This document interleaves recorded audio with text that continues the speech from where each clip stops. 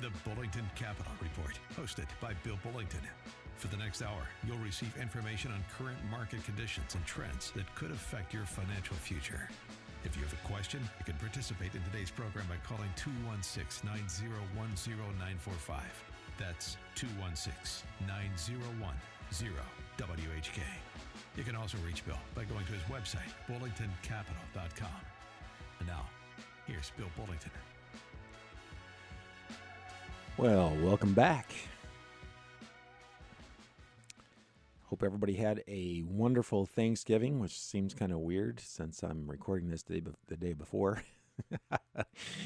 Hey, if you want to call me and talk about your own situation, feel free to dial me up. You can go to my website, bullingtoncapital.com. The phone number is there. It's 440-664-0700. And I will be glad to set up a phone meeting if you just want to discuss your personal financial situation or you just have questions. Most of the time, I'll answer a question through an email just to let you know, and then invite you to set up a time if you wanted to talk about it. So, having said that, what kinds of things do people want to talk about? Well, lately, I shouldn't say just lately, it's for the past, 2 to 3 years, interest rates have gotten so low and there's so little sign of interest rates moving up anytime real soon that people have been calling in and asking a lot about that. And you've got some various options available to you, and we'll talk about those right after, in the second part of today's show. There are actually 3 parts of the show today.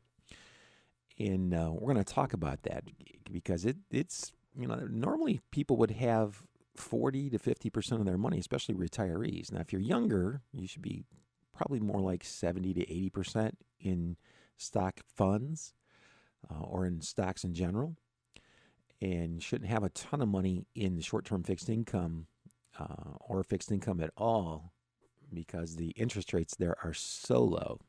Now, if it's an emergency fund, then you can't invest that in the stock market because the stock market could drop a lot right when you needed the money. So the emergency fund that you've got set aside, don't put that in stocks. And I know it's frustrating. I know it is. I deal with it every day. I'm looking at it myself going, wow, that sure is a low interest rate. Yeah, but that's your emergency fund. Don't be investing your emergency fund in the stock market. And it's just not a wise thing to do right now. And by the way, I like stocks. I like stocks a lot. I think that given the current economic environment that we're in, I think they're going to do pretty well. In fact, I get a report that's kind of interesting. It comes out, I think, bi-weekly. It's from one of the big money managers in the country, and I can't use their name because I don't have permission to read this to the general public, so I'm just going to take some selected areas of it. And it's just reference material. And I have a pretty good feeling they do a lot of research. I mean, the disclaimers on this thing are, I don't know, it's probably a couple thousand words. And so anyway, I just thought it was interesting that they pointed out that when the last time the Fed raised rates between 12/14 of 2016 and 12/19 of 2018, they raised them 8 times, and it was 0.25% each time. So basically 2% over that time period. And between that same time period, the S&P 500 went up 15.8%. Now think about that. That was the aggregate over a 2-year period. Market's always volatile, but at the end of the 2-year time period when they were raising interest rates, the S&P actually went up. Now that is not supposed to happen, by the way. It's when they start raising interest rates, historically, people used to believe that stocks would go down. And I'm not sure exactly why they ever thought that. I know it made more sense. Bonds would become more attractive. CDs would become more attractive. Savings accounts would be more attractive because they're paying higher interest rates. But a lot of people just didn't care. I mean, so what?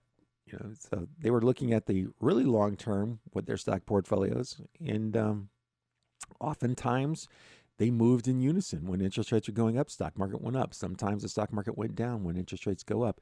It should cause some trepidation in the minds of investors, particularly professional investors, because they know that when interest rates go up, that most of the companies in the S&P 500 or Russell 1000, Russell 3000 for that matter, that's my favorite index, by the way, the Russell 3000. It's not the top 500 companies like the S&P 500, and the S&P 500 has 50% of its money in the top 50 stocks. Doesn't sound like really good diversification to me. You got half your money in 50 stocks.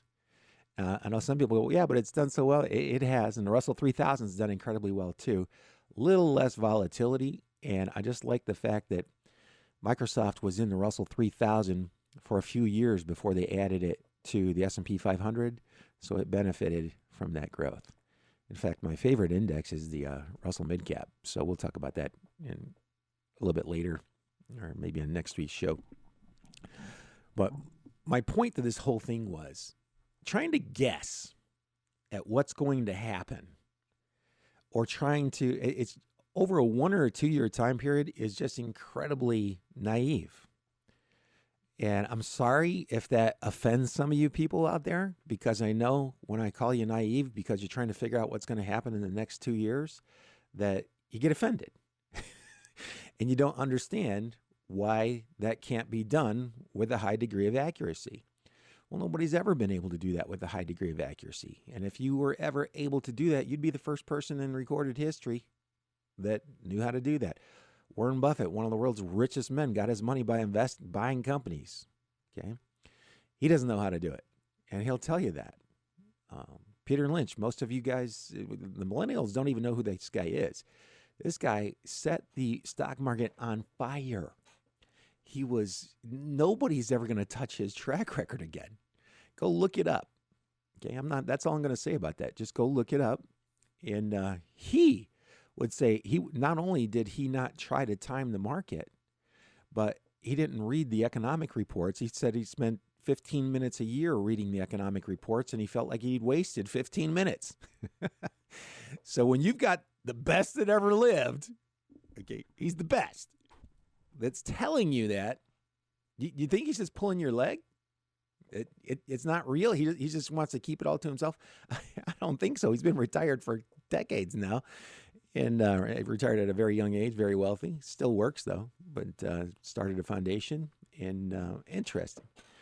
But in fact, you can go back up on YouTube now, which I do fairly frequently, and there's some videos that have been released that hadn't been released in a very long time. And actually, some of them have been around for several years now, because I got so tired of scanning for it that I stopped. But then I went back to my old habits a few days ago, and lo and behold, there's Peter Lynch with some video footage that I had not seen before. So pretty good.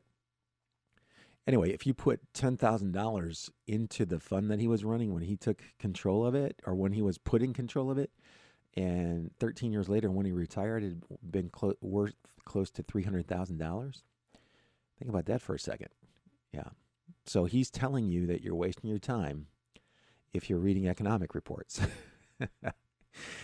And, you always wonder, the market's changed quite a bit since a lot of these guys have been around. And the things that work better today than they did before, mainly because you didn't have an option to execute these strategies, are a little bit different. They're a little sharper than the competition was at the time that Peter Lynch and Warren Buffett, they were making all their money, or not all their money, a big portion of their money, when they were outperforming the market by the most. A lot of the infrastructure wasn't there, and that's one of the reasons I left to start my own firm, because I saw these options coming, and I was what you might call a quant. That means I use math to figure out what I should do next. Are the company's sales rising? Yes or no? If the answer is no, boom, next stock. That's math. See, if there's an increase, it's just simply math. Next thing I like to look at, what do the profit margins look like? Are they generating profits at all? If they are generating profits, Sometimes they're generating cash, but on their final earnings reports, they're showing losses. Why are they doing that? Because a lot of young companies invest a lot, and they get a lot of deductions and write-offs and a ton of other stuff that can happen. But so what are their gross profit margins? What do those look like? Because you got to have profits if you're going to stay in business. You do not have to have profits to be a publicly traded company. I don't know how many people actually know that. You do not have to have profits to be listed on a stock exchange. Now, obviously, people list their stocks on the stock exchange, hope to have profits, and they hope to have those profits grow, and they hope to have the accompanying share price appreciation that should come along with that. But all other things being equal, the stock market does whatever it wants to do, and stocks will behave poorly for long time periods. Over extremely long time periods, they have a tendency to behave very well. And that's kind of one of the reasons I like the new stock market.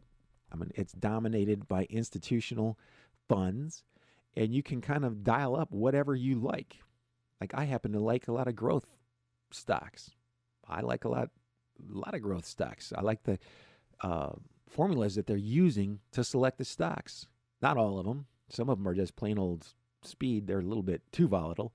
But I like the combination of speed and profitability.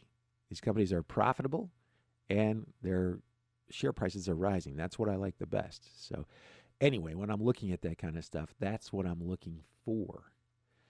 Now, I need to get back to this report that I got, because I thought a lot of this was pretty cool. Here's one of the things I really liked. Questioning the status quo. 71% of 1,025 high school teenagers ages 14 to 18 surveyed in May 2020 were likely to pursue a four-year college degree. Just 48 of 1,052 high school seniors surveyed in September 2021 were likely to pursue. So there was a college degree. There was a drop there. Let's see what that was. So they go on to say many teenagers want to forget their own educational path and are seeking information on other post-high school career options. So, in other words, they're thinking about not going to college to get a traditional degree, and are looking at other training programs, which I think there's a huge opportunity in the United States for that. And there are companies here in the greater Cleveland area. You can get a trade, and a lot of the trades pay a whole lot better than jobs you have to have college degrees for. And so if you're really not that keen on going to college and having to take sociology and psychology and a bunch of classes you'll probably never see the material again in your life, wish I would have known that, you would go to a trade school. And right now, the people that have trades, there's a shortage of them. So I think that's pretty interesting. It's not that important, but it is important to find out about these programs. There are lots of different programs. You've got unions that know a lot about it. You can actually just go in and Google local unions on whatever trade it is that you think you might like to do. And I think this is a perfect time for that. And it's unbelievable to me how big the shortages are in those skilled trades industries. So there's a really good chance of making a very good living without having to go to college, which I think is kind of good. But and college is great, but not for everybody. So anyway, taxes. HR 5376, aka the Build Back Better Act. Okay. It's estimated to raise taxes on the top 1% of U.S. taxpayers and lower taxes on the other 99% of taxpayers. Now, I did not produce this, folks. Don't call me and complain. I'm just reading it the way it was written. The top 1% of taxpayers, approximately 1.4 million tax returns, would see an annual federal tax increase of $54,360, unless you're Elon Musk. And his tax is going to be a lot higher than that, especially if he sells all that stock that he's talking about doing. He's got some really good lawyers that will probably bail him out of that. But anyway, the highest rate to pay, the highest individual marginal tax rate in 2022, 37% under current law, comes into play for single taxpayers at $539,000 of taxable income and $647,000 of taxable income for married filing jointly. So I'm sure that's not, I don't know whether it's good news or bad news. You know, I have a lot of my average clients, you know, they've saved. They've gotten up to a really good level because they put in a lot of time, effort, and energy. And most of them are not going to be in those tax brackets. So the very few, the ones at the very top will be there. And I'm not sure if that's actually going to, what it's going to have and what impact that might have. And it might get voted down. So that's the other thing. I don't know what's going to happen here. I can tell you that a lot of the stuff that's going on is probably inflationary, more than likely. And that with bonds paying less than 1%, you'd better be looking at stocks, and you just buckle up. If you want some safety, you've got your choices of money market accounts that are paying literally nothing, but they don't fluctuate. Okay, they pay nothing, but they don't fluctuate. So that's one area of safety.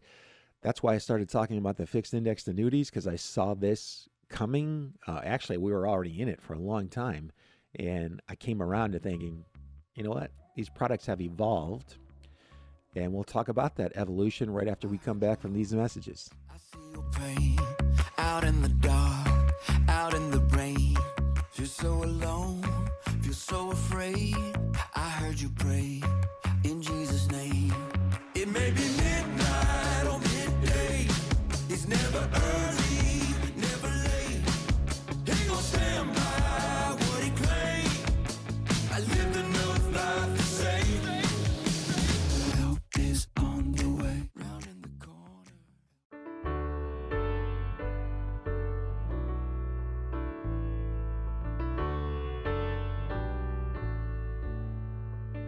Familiar highways, lined with leaves turn brown, making my way back into my hometown.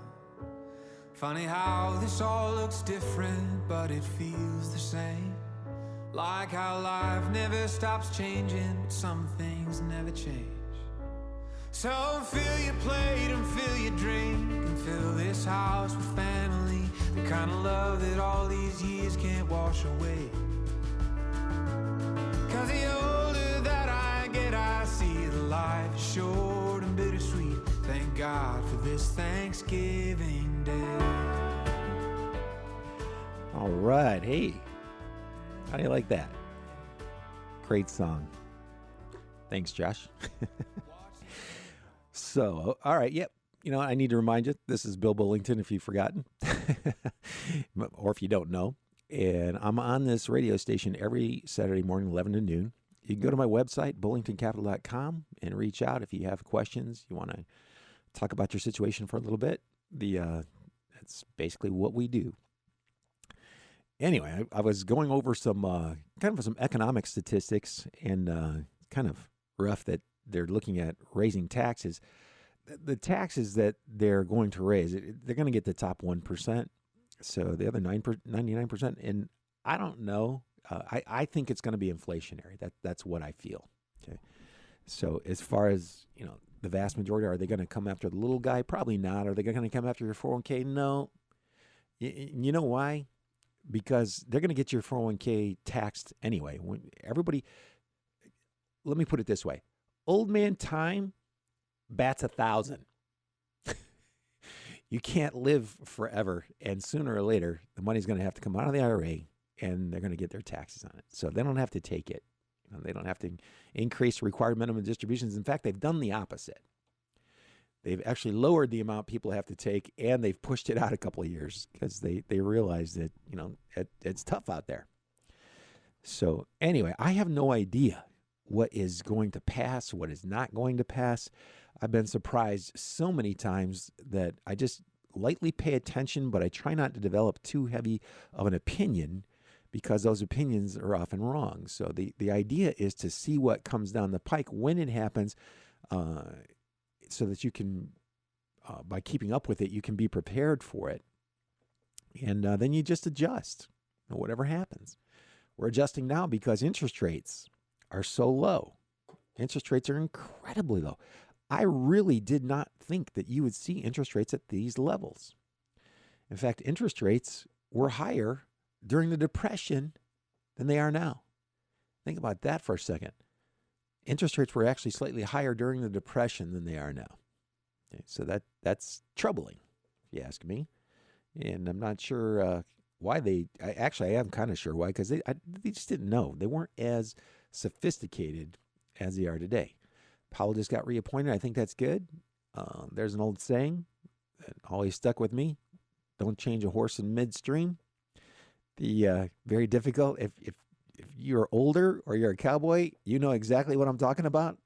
But if you're not, oh well. It just means that probably a good time with all the turmoil that's going on that we keep what's been working very well. We'll just keep it in place for a while and take another look when his term comes up for renewal. So I think that's actually very positive. I think that his actions, he's done exactly what he's needed to. I'm applauding these guys. They run the world's largest economy, whether you know it or not. They're actually the real bosses because they control the credit. They're the ones who decide who gets funded, who doesn't, and how much they're going to charge them. And that's a big deal. So anyway, I'll get off the soapbox now. I'm very impressed.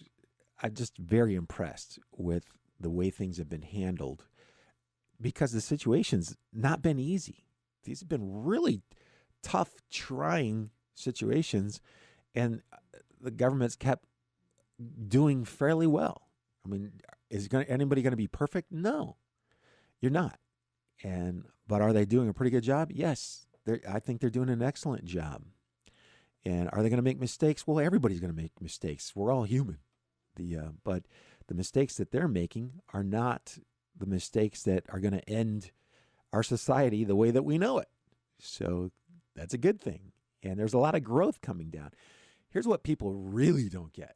I mean, when I'm reading, I guess just the vast majority of people, our country is undergoing a change that is mind-boggling.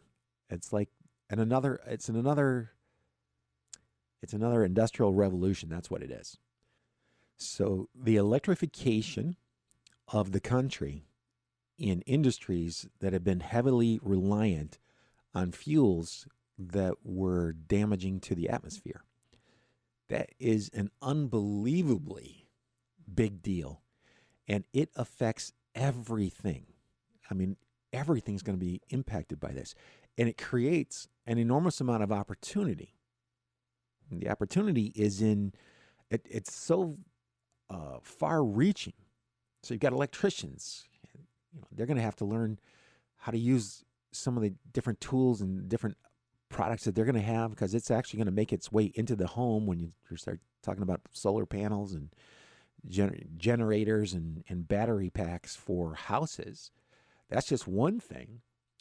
The electricity providers that are providing electricity on a large scale are going to be buying electricity from more than one supplier instead of producing it all on their own. So they've got the transmission that's probably going to be their biggest income producer, and it's going to be huge. It's already huge, and it's growing. So it just goes on and on and on and on. And when you think about all the things that your house can do now, what your cars can do, that the cars are going are electric, and you've got to have solar panels for houses. I mean, everywhere you look, if you start going onto the internet and just start typing in alternative fuels, they're talking about hydrogen, the most abundant element in the universe. They are working on ways to be able to use that and make it much more available. That's one of the big problems. We don't have the distribution. We have distribution for a lot of gas, a lot of natural gas. It's not where it needs to be, but we've got a lot more distribution there. It's just really exciting to see that there's an awful lot of opportunity. Now, if I were a traditional, and if I were a coal producer, or if I'm a traditional, gas and oil, I would be a little bit worried. Not as much about the gas and oil. Not as much about the gas and oil, but coal. That's at some point in time, that's just gonna go away. At some point in time, it's not soon. Believe me, there's no way we could do this overnight. That's just not happening. And by the time it does completely, and people that work in those industries should be able to get retrained. They should start looking into that kind of stuff now. But and I feel really bad for somebody who's in their 50s that's worked for a coal company their entire lives. That is rough. That is incredibly rough. So we're going to need to do something to cushion that and to help those people transition. But it's coming. It's absolutely, it's coming. Whether you like it or not. I mean, I don't know if I like it or not, but I know it's coming. I think it's a little exciting to think that electricity, for a lot of things that we're using oil and gas for now, that a lot of the electricity is going to come through a solar panel that's a lot more effective than the ones we have today. And the ones we have today are pretty good. They've actually come a long way. It's exciting to think that you could probably live in a rural area and not have to go without internet or television because you've got solar panels and satellite. That's interesting. And it really bodes for a very good, very strong long-term economy. It really does. And that makes me very, I guess stock markets are always going to fluctuate. But I look at the long run and go, well, I can see a path. I can see where growth is going to come from. I can see where the opportunities are going to come from. If I were a kid, there's no doubt in my mind that I would probably be an electrician. I wanted to do that when I was a kid. When I was like 18 years old, I went and took a test, and I found out I was partially colorblind. And you don't want to be colorblind back in those days because all the wires were color-coded. You might grab the wrong wire, and that would be the last wire you ever grabbed. So I didn't qualify for that. And to think about that, I probably wouldn't have gone to college. I probably wouldn't be talking on the radio today. Wouldn't be doing what I do for a living. I would be an electrician. And that's really what I thought I wanted to do. And then I went, so I decided that I think I did go to college. And while I was in college, I think I really wanted just to get a degree so I could fly. I wanted to fly jets in the military, and actually anything. I didn't really care. And so I'm 18. I go to see if I can qualify to go to the Army because you don't have to have a college degree to fly helicopters. And I got in there, and my color blindness was bad enough to omit me from that possibility of a career. And so I went to college. Anyway, long story short, I ended up majoring in economics, not because I thought it was the greatest thing to do. I was just curious. I was just curious. How does this thing work? And it works very well. It works extremely well.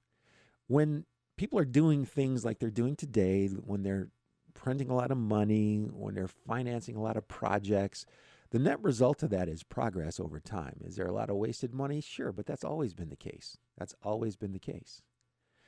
And is the money going to be spent, super wisely? That depends on who you ask. Actually, everybody's got an opinion on that. I just know that it's going to get spent. I also know that when it goes through the economy, it gets taxed. So the government recaptures a lot of that money relatively quickly. And the key is doing it at a rate that doesn't cause too much social unrest or turmoil. That's kind of a key.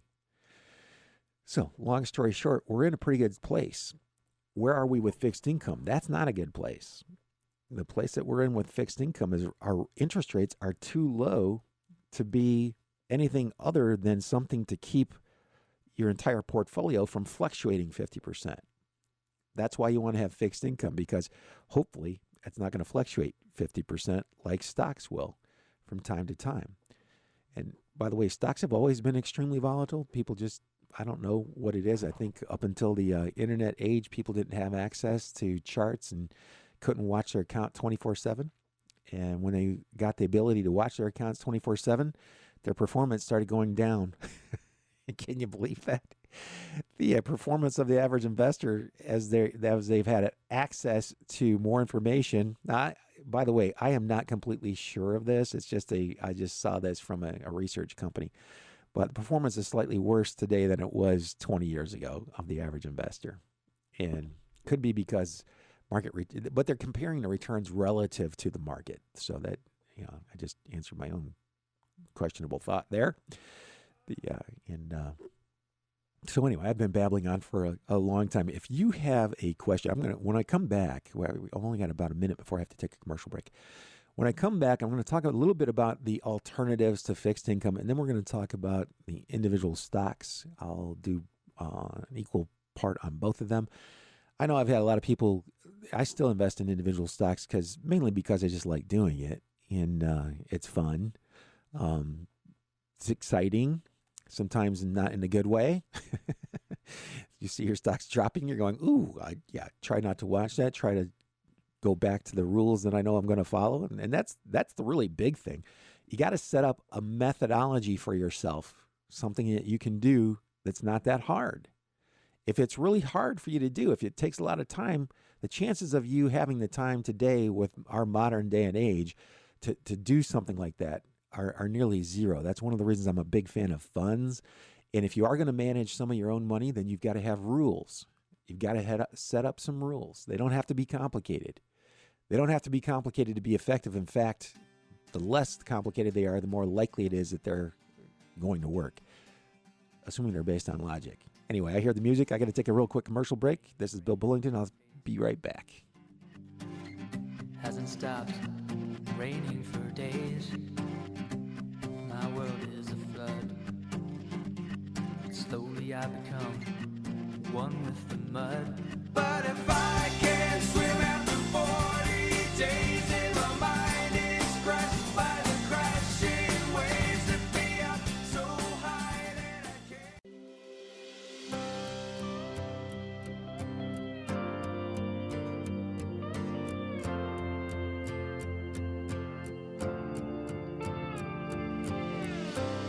In the dark and all alone, growing comfortable. Are you too scared to move and walk out of this tomb? Buried underneath the lies that you believed, safe and sound, stuck in the ground, too lost to be found. You're just asleep, and it's time to leave. Come on and rise up, take a breath, you're alive now. And we're back. Hey, this is Bill Bullington. I'm here every Saturday morning from 11 to noon, and I'm always manning my phone. So if you want to call my office and set up a personal call one-on-one, we can do online meetings. I'm not a huge fan, but we can do that if you'd really like to do that, I guess. Go to my website, bullingtoncapital.com. And our phone number's there. You can reach out and somebody will reach back to you. So, I'm going to talk a little bit about the fixed index because I spent so much time talking about the economy that I went over a little bit. But I'm just going to give you an example. So here's somebody that's getting ready to retire. Okay, they're 66 years old. They plan on retiring at 67 because that's the full Social Security retirement age. And they can get their full Social Security at that point in time. And then they can still work. And even if they work and make more money, Social Security doesn't get tagged. If you don't wait until full Social Security age and you're making money and collecting Social Security, they take some of your Social Security back. So anyway, that's why I use that age. And I put $100,000. So if you started with $100,000 when you're 66 and a year later you're allowed to start taking income, 12 months, okay, then the income on that would be $5,956, which is pretty good, considering that in a CD, you'd be getting about $800. If you got 0.8% on a CD, which a 1-year CDs, that's right around what they're paying. let's say you got a huge deal on a CD, a 5-year, 1.3% CD somewhere that I can't find anywhere right now. I'm just using this for an illustration. So if you got a 1.3% CD, that would give you $1,300 a year in income versus $5,956. Now, this is not a CD. This is a long-term investment vehicle. You don't want to be pulling out of it. Well, you can pull out the income, plus you can pull out another 7% without any penalties. But if you go above that amount, then there are penalties involved. So you don't want to do that. You want to make sure that this is money that you're using to produce income for you or to give your portfolio a little bit more stability. Okay, because the principal on these things is still insured. It's not that you can take it all out. If you take it all out early, before I think there's a 9-year clause on this one. But after 9 years, then you can take all your money out. That's one of the things I'm not real fond of with a lot of the annuities these days. They're complicated. I mean, they are really complicated. So you really need to sit down with somebody who can explain it to you and doesn't mind explaining it several times until it sinks in, because it is a lot. And I'm using one of the lesser complicated products out there because I like the fact that eventually most people can get their arms around it. But if you're new to it, if you're new to annuities, even if you've been a long-term stock investor, it's tough. It's really tough. It's unbelievable how much stuff is out there and the stuff that I have to wade through every day just to keep up. But that's one of the reasons I like this one. It's one of the simpler ones. There is another product you hear me talking about, and that's the investment-only annuity. Those are two different things completely. The investment-only allows you to pick from a huge array of funds. We actually have models that we run inside of those things. And it's tax-deferred. There's no sales charge in or out. Okay, so like this, the fixed index has a charge if you get out early. If you took the whole thing out at once, then there could be a penalty. With this other one, there are no penalties. But the fixed index guarantees that for that 67-year-old who's 66 now, that a year from now, and by the way, this is just today, this can change. The insurance company's allowed to change what they're offering tomorrow. As of today, put $100,000 in there, you get $5,956 in income starting a year from now, and that would be guaranteed lifetime income. The guarantee is only as strong as the insurance company, so we want to try to pick really strong insurance companies or companies with at least an A rating. I like A+, and that's kind of a big deal. So, having said all that stuff, if that rings a bell, you want to see what that might work out for you, there's a website you can actually go to. I'll send you the link. So just hit me up. Bill at bullingtoncapital.com. Say, I want that link. I'll send the link over, and you can put your own information in there and see what you might be eligible for.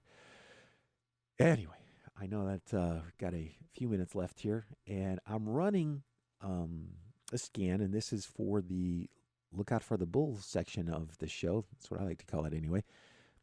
Mike Seeger, he's a nice young man. He runs the website. I taught him how to do the scans, and then he publishes those scans every day. It's relatively inexpensive. And this is where I spent an enormous amount of time in my younger days. Now I still spend a lot of time doing this, but it's typically just for me. It's trying to do this over a large number of accounts is just impossible. And it's why that I had Mike put up the website. So if you really wanted to learn how to do this, that you could. And I have started working on a little pamphlet that's basically going to say a lot of the things that are up there free right now on the website. But there's some other insight I think that helps you if you're looking at individual stocks, okay, and you're not going to be a long-term investor. You don't want to really do what I'm doing with a portion of my money. That's another thing that we'll have to talk about maybe next week. But this is a very specific style, and it's been used for decades by other people who were very successful with it. And it still works to this day. It still works. It doesn't work like people think it should or want it to. The average person wants to win on 80% of their trades because they read, on the internet somewhere that somebody can do that. Let me tell you something. If you could do that, Warren Buffett would be parked outside your house asking for tips. That's not possible unless you're a high frequency trading firm, and that's not the same thing. That's market making. That's not trading. They call it trading, and it confuses people. So let me skip all this stuff. Here is a company that came up on the scan today. Okay, and it's called a company called Dicom Industries. I've been in and out of this thing a ton of times over the years, and these guys are engineered. The symbol is DY, so just go Google it, put stock symbol DY, and then you can read what the company does about what they do. The chart pattern is a classic breakout, just a classic breakout. Stock's up 19% today. Okay, so if I were to buy this thing, I would be putting my stop about 10% below my purchase price. What I found is that if a stock drops more than 10% below your purchase price, probably not going to be what I like to refer to as a screamer. And a screamer is a stock that takes off with a shot and doesn't look back. And it's like one of those rockets you see the kids holding, that they make that noise. Now, they're not going to make a noise. I mean, I don't know. You might be able to program your computer to make a noise when they come up on a scan. But the bottom line is, I'm shooting for the screamers. That's what I want to hit. I want to hit one of those that goes up a whole lot real fast. Okay. And by the way, if you are successful 1 out of 10, if you manage to identify 1 out of 10 screamers, because I'll show you how to cut your losses on the ones that don't work out, you can be profitable. You could be profitable on 1 out of 10. Okay. Now, you're probably going to make money, depending on how strong or weak the market is, somewhere around 30, 40, 50% of the time. That's a normal range. And I know a lot of people wonder, well, how do you make money if you're not right more than 50% of the time? It's called keeping your losses small and riding your winners until they actually turn and give you the signal that it's time to go. Okay? Keep your losses small and then stay with your winners as long as they don't go down by a certain percentage point. I think on the Lookout for the Bull website, somewhere around 15 or 17% in that neighborhood, and that's fine. A screamer probably doesn't have that many corrections that are more than 9, 10, 12%. So it's when you're looking for the screamer, you're looking for the stock that you think has the potential to continue to move higher. Otherwise, you really wouldn't be buying it. Why am I pointing this one out? Well, because the chart pattern is a good one. And by the way, one of the things you have to learn not to do is to try to anticipate which ones are going to be the winners and which ones aren't. That is really hard to do psychologically. I look at it and I go, I understand. I've seen this. I've been in it actually a few times, and I've seen it make some pretty decent runs. Is it, what do I think? Well, I think it's worth a shot. It's worth a shot. If I'm putting a 5% position on, that means the maximum number of stocks I'm ever going to have in the portfolio is 20. And since I'm going to put trailing stops on them, I really don't have to watch them. Since I'm going to put trailing stops on them, I don't have to watch it. So all I do, I'll get a notification of the stock. When the stock gets sold, because it's got a trailing stop on it, I'll get a notification. And when I get that notification, then I'll know I've got money there that I can turn around and invest in something else if I feel like it. A lot of times I don't feel like it, or a lot of times I just don't see anything coming up. And I can tell you, here's the one that came up. I can tell you exactly when it came up. It was September 21st, and it came up again today. It was $88 then. It's $149 today. That's what I meant. Screamer. That stock is just taking off like crazy. And the symbol on it is Wire, W-I-R-E, and it's they call it Encore Wire Company, technology, electronic components. That industry, I can tell you, is highly competitive. The profit margins are not real high. I just know that because I'll look the companies up. When they come up, if I see the chart and I like the chart, I will look it up. I'll look up what the company does. I'll read about the company, and you do that for about 25 years. And a lot of you know what a lot of companies are like, and you know what a lot of the industries that they're in are like. Gives you a little bit of an edge, although not much. And I think, and a lot of times, it's actually cost me money because I've laid off on a company that I thought, well, the industry is not that profitable. The average profit margin is like 1.5% to 2%. That's slightly better than a grocery store, but not much. So I might have avoided something, and of course, that's the one that really takes off and beats the dog out of the rest of my portfolio. So in other words, you would actually not have to know anything about financial statements and you could make this work. Think about that for a second. You don't have to know anything about financial statements and you can make this work. That's because you're small, and that's because you're paying attention to the amount of risk that you're taking on each and every transaction. And the things that we scan for have been shown to select or bring attention to those stocks that, again, I like to call screamers, those stocks that have the potential to go up a lot in a relatively short time period. And I know that, you know how weird this is? So I'm talking about trading breakout stocks, if you want to call it that, or trend following. And a minute ago, I was talking about something that was super safe to keep your money in because bonds are so low. That's the thing about the market. There are a lot of contradictions in the market, and there's a certain amount of money you want to keep safer. That's when you want to look at some of the annuity products. And again, just hit me up, call. I don't expect you to remember anything that I said other than, you get a pretty good rate of return for your fixed income. It's a good alternative for a portion of your money. And although not all your money, you're still going to need some money in stocks. Now, how much money you need in stocks really depends on your personal situation. Some people need very little. Some people need much more. So won't know that until we find out, until we take a look at what you're doing and answer a few questions for me. And that's really interesting. I've never seen two identical risk tolerances and account balances. In my entire career, that's never come up.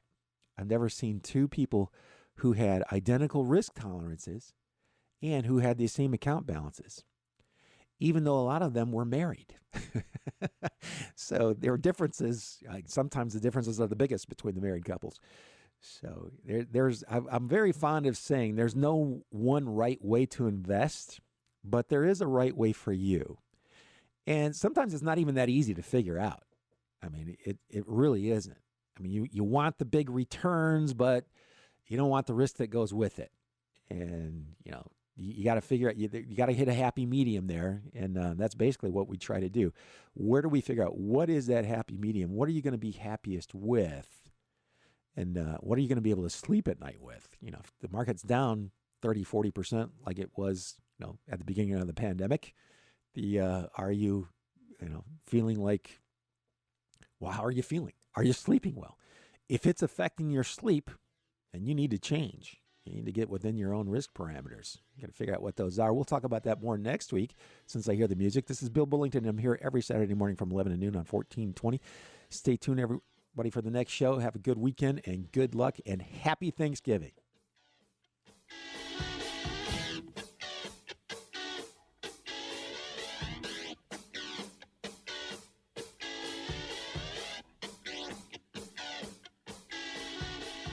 You just caught another edition of the Bullington Capital Report, broadcasting every Saturday at 11 a.m. on AM 1420, The Answer.